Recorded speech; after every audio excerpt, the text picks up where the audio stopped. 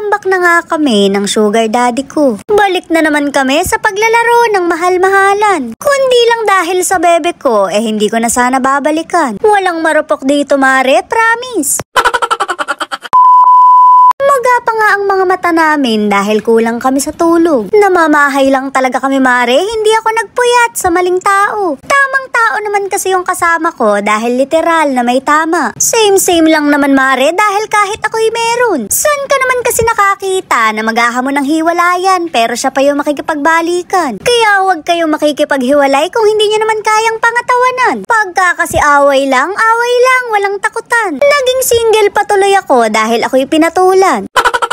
Nandito na nga kami sa Disneyland para ilibot yung bebe ko. Ewan ko lang, mare, kung ma-e-enjoy niya. Si Snow White at Elsa lang kasi yung kilala niya dahil batang Roblox siya. Baka ang ending nito yung mga magulang pa yung mas mag-enjoy.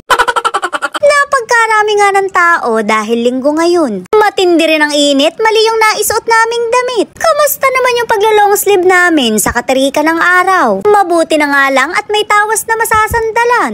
Dadaan na lang sa ice cream ang nararamdaman. Dahil sa totoo lang, gusto ko nang mag-super saiyan. Sobra init, mare, kaya magra-rides na lang kami sa tubigan. Napaatras nga lang ako dahil napagkahaba ng pila. Baka pagdating sa amin, abutan na kami ng low tide. Mukhang bago kami makasakay, sarado na yung Disneyland. Marami pa namang masasakyan, babalik na lang kami. Sa view pa lang naman, mare, tiba-tiba na kami. Kalalakad namin, nangangasim na rin kami.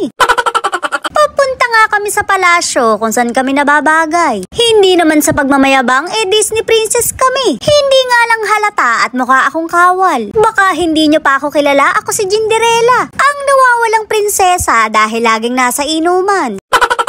Nini na nga lang kami sasakay at magpapanggap na tsaa. Pinapanood ko palang, mare, nahihilo na ako. Pero mas konti kasi yung pila dito, kaya no choice ako. Ring at may nakasabay pa kami na mukhang manika. Hindi naman ako naiinggit dahil mukha rin naman akong manika. Mare, yung tinutusok-tusok ng karayom. Ito nga yung unang sasakyan namin, kaya tuwang-tuwa yung nanay. Yung bebe ko. Medyo nakukulangan lang ako sa ikot, kaya bibilisan ko. Ganyan ang mga gusto ng bebe ko, yung makapigil hininga. Sanay kasi yan sa yugyug ng bata kapag hineheli ko. O diba, pare-parehas kaming hilo. Hindi pa man ako umiinom, umiikot na yung paningin ko.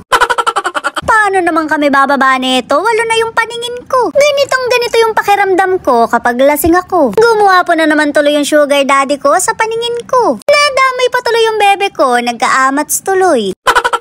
Siyempre susulitin namin kaya hindi pa rin kami nadala. Hindi naman kami sasakay sa elepanteng lumilipad. Ring at nakapila na kami, mga 10 minuto na. Kitang-kita naman sa mukha ng bebe ko yung sayang na darama niya. Hindi naman nakakalula kung akong tatanungin mo. Mas nag-e-enjoy din ako kaysa sa bebe ko. Pakiramdam ko talaga, bumalik ako sa pagkabata. Well, bata pa naman ako, mare, maaga lang nabulok. Pagkababa nga namin, nagpabili siya ng popcorn. Shoot, mare, 750 pesos kapag kinonvert mo. Well, ganito naman talaga ang presyuhan namin dito sa palasyo.